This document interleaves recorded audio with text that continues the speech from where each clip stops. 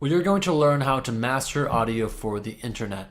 And I have my cinema background here, and we're going to take a listen to it. It's already been mastered, so by doing this, I'm going to do my best to make it even better. The changes aren't going to be huge, but I'm going to show you how to master audio for the internet. Let's take a listen.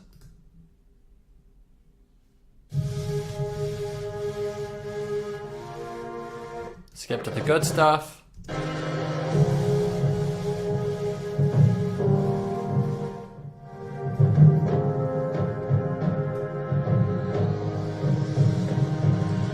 Perfect. So by mastering audio for the internet, what you want to do is go to your effects rack. And we want to make sure that this sounds as good as it can sound. So we're going to go into special and into mastering again. And we're going to actually look at some of the things that we can do. A lot of tracks suffer because they're not very loud to begin with. Instead of simply raising the volume, what you want to do is give it presence, and loudness maximizer tends to do that for tracks. So we're going to bring the loudness up a little bit on loudness maximizer. We're going to increase it by 15%. The exciter is going to give it more depth. This has already been mastered, so we're increasing it by 5. You don't want to use reverb. That's almost like, it's going to give it more of a echoey sound. You don't want to do that. You can leave the widener alone. Leave the gain alone because you don't want to get clipping. We can always adjust volume and gain here and on our track. And then what I recommend doing is listening to the track and trying out these sequences. So listen.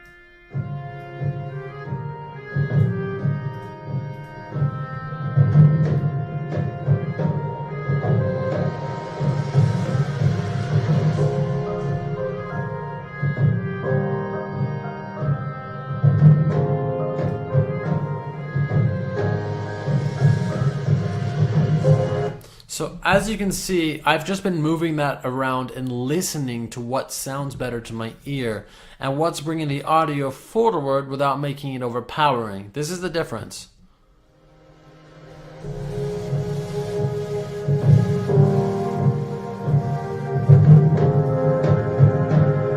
Not as extreme as we first had it. So we're going to go back. We're going to preview some of the other things, and we're going to try to see what sounds good. So with subtle clarity,